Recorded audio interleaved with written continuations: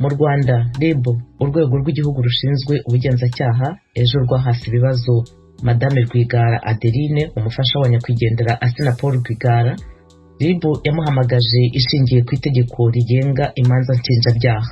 Madame Rwigara yavuganye na mugenzi wacu Tim Ishimwe amubwira impamvu yari yahamagajwe. Nitabye kuri RIB kuko banyohereje convocation ya gatatu njyana n'umwavoka wanjye kuko ntabwo yari ahari. Niriwe rero niregura nsubiza ku byo bandegaga birebire ngo byose ngo bishingiye ku itariki nibukagaho umutware wanjye kuri 27 z'ukwezi kwa gatatu muri uyu mwaka. Ibyo nibuka kuko ntabwo mbifite imbere yanjye, ariko ndibuka ko bandize ko ngo nkwiza ibihuha mu baturage, ko nangisha ubutegetsi abaturage, ngo ikindi ngo ngateza imvururu mu baturage. Icyo ni icya gatatu. Icya kabiri ngo mpakana jenoside. Ntabwo nyipfobya ahubwo ngo ndayihakana. Jenoside yakorewe Abatutsi. Kuri icyo waruvuze cyo kwangisha abaturage ubutegetsi, hari uburyo RIB yaba yagusobanuriye cyangwa se yavuze ko ukoresha uburyo ubu n'ubu? Bavuze ko ngo hari amawodiyo ari kuri za Ive Quick TV ngo avuga yuko ibintu navuze ngo byo kurangisha abantu nyine ibyo byose bavuga ko ngo ariho biri. Birambabwira yuko nta YouTube nigeze nshyiraho ikintu, babwira ko iyo televiziyo ntanayizi, babwira ko jyewe nibukiye kuri Zoom n'abavandimwe banjye n'umuryango wanjye n'inshuti, nuko nabashubije. Ibyo nta burenganzira mufite bwo kubimbaza. Ibyo bindi rero muvuga by'ayo mawodiyo yasirikiye ntabwo nyazi. None kwibuka umutware wawe ukeka ko ayo ntandaro yo guhamagara uyu munsi? Ibyo bandegaga byose bo bavuga ko ngo byatambutse ku itariki 4 z'ukwa kane, bakavuga ko ngo babikuye mu magambo navuze nibuka. Nkababwira nti ibyo muzabibaza babihitishije simbizi, ni mumbaze gahunda ya 27 yo kuri iyo tariki igihe nibutseho. Ibyo bindi ayo mateleviziyo yapashishije ntabwo mbizi. Kereka niba nababwiye kereka niba kwibuka ari icyaha cyangwa kugira ubuzima bwite vie prive ari icyaha, cyangwa mukambwira niba ntazongera kwibuka umutware wanjye, niho nabona ko nubwo nimugira icyo mubimbwiraho. Hambere rero ngo hoya ngo ntabwo ari ibyo. Wabajijwe amasaha angahe? Twatangiye gahunda saa 6, tuvuyeyo hafi saa 12, kandi kuwa kane utaha saa 3 nzasubirayo. Bongeye bampumbutse. Mu bintu wabajijwe uyu munsi hari ubwo wumva hari biguteye ubwoba byo ko wenda ushobora kongera gufungwa? Ntabwo bafite na bukeya rwose, ahubwo ndaseka. Jeba nabimbajije ndaseka, n'ubu ndiho ndaseka, nasetse, naje nseka. Bakubajije ngo iki? Mpakana jenoside, ngo ndakwiza ibihuha n'imvururu, byandenze ndaseka. Ntabwo rero mfite byo gufungwa, nzaba mfungwa n'ikisi. Tukiri kuri iyi nkuru, twashatse kumenya ingingo ku yindi ibyaha Madame Adeline Rwigara akurikiranweho, amategeko ashingirwaho n'impamvu yabajijwe agataha. Bahamagaye umuvugizi w'urwego rw'igihugu rushinzwe ubugenzacyaha RIB, Thierry Murangira. Yatangiye abwira mugenzi wacu Venuste Nshimiyimana ibyaha Madame Rwigara ashinjwa. Ejo tariki ya 22 z'ukwa kane, Madame Mukangemanyi Adeline yitabye ubugenzacyaha RIB kugira ngo abazwe ku magambo yavuze akubiyemo ibyaha byo gukwirakwiza ibihuha hagamije kuyobya rubanda ndetse n'amacakubiri. Ibi ni bimwe mu byaha akurikiranyweho RIB yagira ngo abazwe. None ni iki mushingiraho? Ndashaka kuvuga na yahe mategeko mushingiraho mumurega ibyo byaha? Amategeko dushingiraho arahari, ni ingingo ya 39 yo mu itegeko ryo kurwanya ibyaha bikorewe ku ikoranabuhanga, kandi tubishingiye ku magambo yasakaje ku mbuga nkoranyambaga nka za YouTube. Ayo magambo akaba yarakwiriyemo gukwirakwiza ibyo bihuha hagamije kuyobya rubanda. Ariko kuri icyo kibazo Madame Adeline Rwigara avuga ko umuhango yawukoreye ikambere n'abantu be, ko atigeze abisakaza ku mbuga nkoranyambaga. None se ubwo ntihari hakwiye gukurikiranwa ababisakaje aho gukurikirana uwavugiye ibintu iwe bigatwarwa n'uwo atabitumye? Ibyo ni iby'iperereza rizagaragaza, kuko n'ubundi iperereza rirakomeje. Ubwo bizabigaragaza niba atari wabishyizeho cyangwa niba byarashyizweho n'undi. Hari bamwe muhamagaza kuri RIB bagafatwa bagafungwa. Madame Rwigara we ejo mwaramuhamagaje muramureka arataha mumutumiza ku wundi munsi. Hari impamvu yaba yaratumye mubaza mukamureka agataha? Impamvu nta zindi usibye izishingiye ku mategeko. Ihame nuko iyo hari umuntu ufite ibyo akurikiranwa n'ubugenzacyaha akurikiranwa adafunzwe, iryo ni ihame. Ariko gukurikiranwa afunzwe bikaba ari exception cyangwa irengayobora. Impamvu rero ashobora gukurikiranwa afunzwe nazo ziteganywa n'itegeko, aho nk'impamvu ya mbere iyo hari impungenge ko yatoroka ubutabera. Rero ubugenzacyaha bwasanze ko nta mpamvu zihari zigaragaza ko yatoroka ubutabera, ndetse umwirondoro we urazwi nta gushidikanywaho, ndetse nta nubwo hakekwa kuba yasibanganya ibimenyetso cyangwa se ngo yose igitutu abatangabuhamya. Ku bw'izo mpamvu rero ubugenzacyaha bwahisemo kumukurikirana agafunze. mukomeje gutega amatwi radiyo ijwi rya Amerika ivugira Washington DC mu Kirundi no mu Kinyarwanda. Leta ya Malawi mu cyumweru gishize yafashe icyemezo cyo gusubiza mu nkambi impunzi zose zikorera imirimo y'ubucuruzi mu mijyi. Itariki ntarengwa ni 28 y'uku kwezi kwa kane. Abenshi muri izo mpunzi baturuka mu Rwanda, Burundi no muri Kongo. Bose hamwe bararenga imiryango 2,000. Ni icyemezo kimaze kwamaganwa n'impunzi ndetse n'imiryango iharanira uburenganzira bwa muntu muri icyo gihugu. Leta ya Malawi ivuga ko yabikoze ku mpamvu z'umutekano w'igihugu. Izi mpunzi zo zivuga ko zatunguwe n'icyo cyemezo kandi ko n'igihe bahawe ari gito cyane. Bamwe mu bazihagarariye bavuganye na mugenzi wacu Edi Rwema. Barimo Edi Mukunzi, uyu akaba ari umucuruzi n'impirimbanyi y'uburenganzira bwa muntu, na Jean-Marie Sinankwa uyobora ishyirahamwe ry'abarundi batuye mu mijyi ya Malawi. Icyo cyemezo tumaze gucumba cyabaye icyemezo kigoye kwakira, cyatsa n'igitunguye abantu benshi, kuko ntabwo twatwiteze ko gishobora kuba cyobuca muri iyo nzira, kuko bari baherutse kutugirisha inama y'abayoboye abandi batwereka ko abantu bari mu byaro aribo bagomba kuvayo, noneho bakaza mu gisagara. Kize icyumweru kimwe gusa dutangarije bari abantu bacu bari mu byaro ko bagomba kuvayo, noneho bakaja mu bisagara bitandukanye bemerewe kubamo, no kuvuga ibisagara bya Malawi nka Blantyre, Lilongwe na Mududu. Badusaba ko twokorera bizinesi mu bisagara bitandukanye. Noneho tumaze kubabwira ibyo batwatumwe na leta ya Malawi, nibwo twaza twumva hashize icyumweru kimwe gusa nabo bo batuzaniye itangazo ko ahubwo impunzi iyo ari yo yose igomba kuba iri mu nkambi mu kiringo cy'iminsi itarenze 14.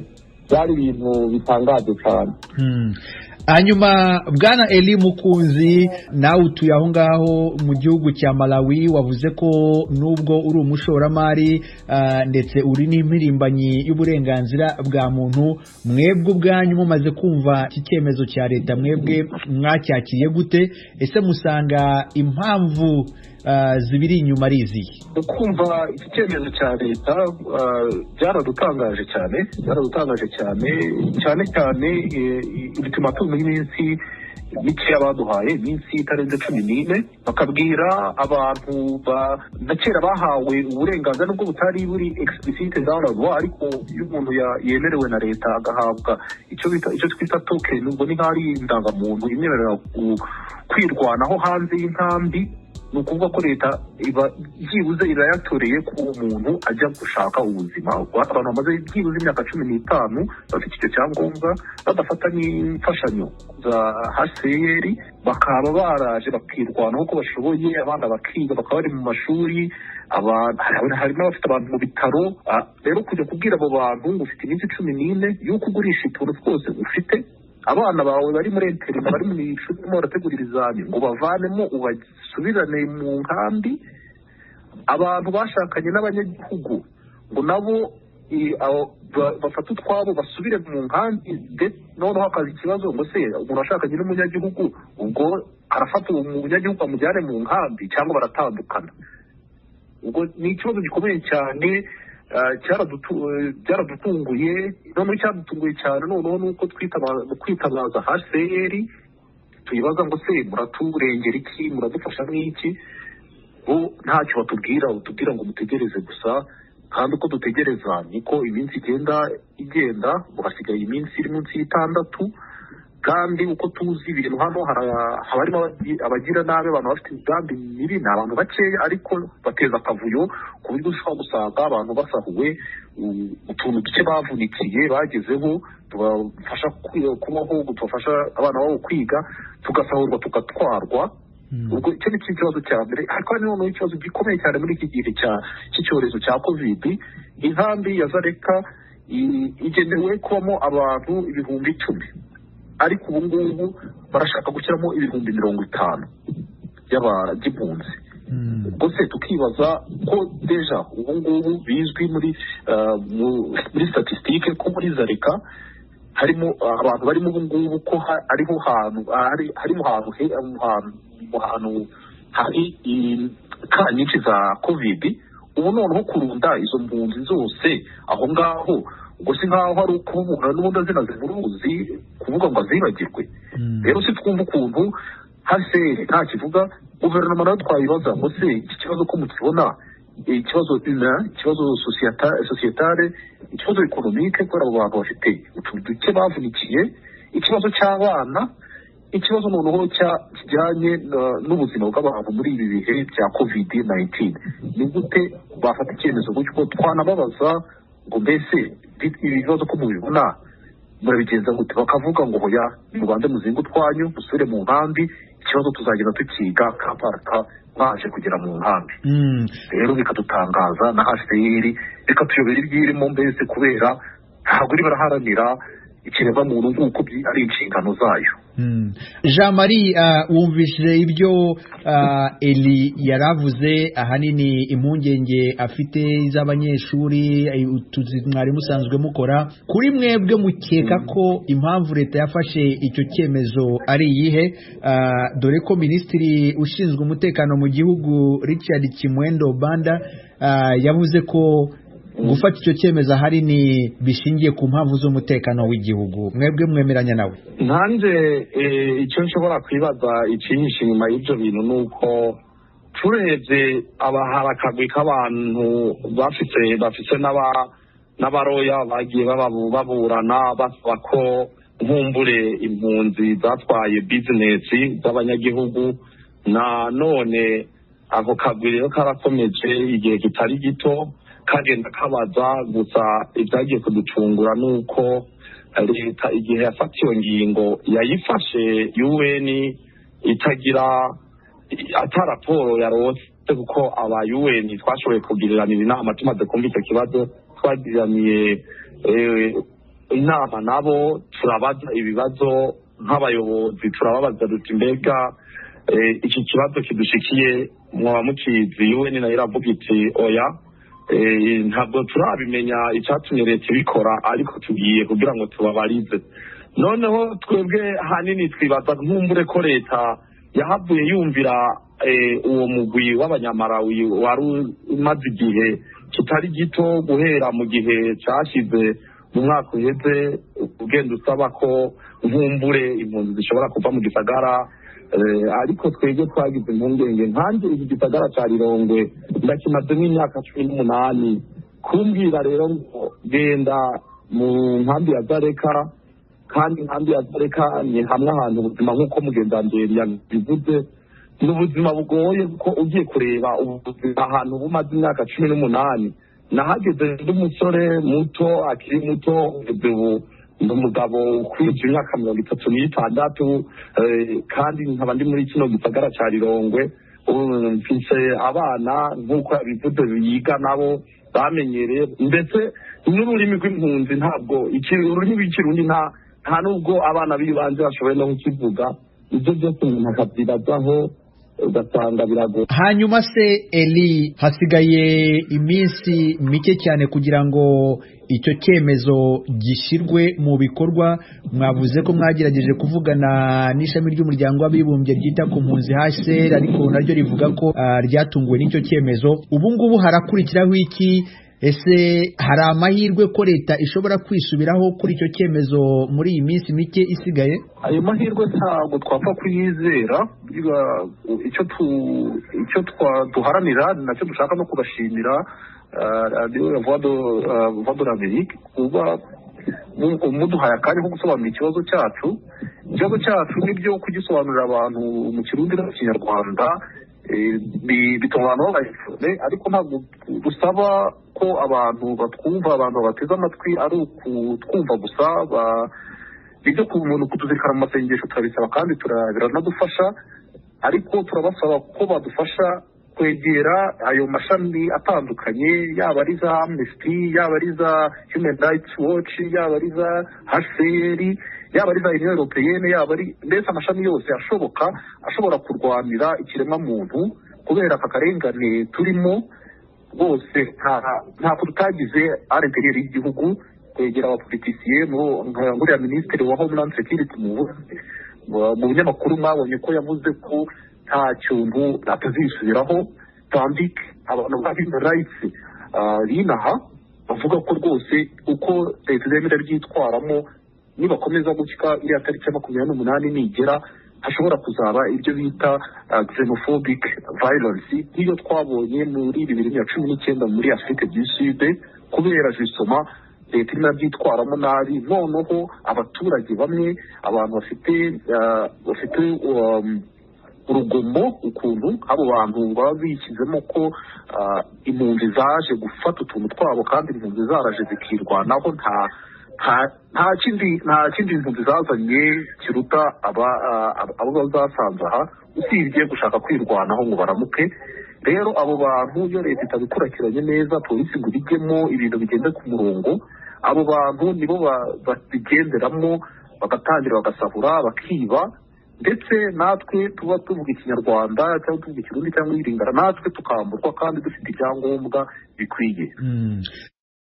Tubibutse ko iki kiganiro cyuzuye mushobora kugisanga ku rubuga rwacu rwa interineti kuri wa3.radio@voa.com.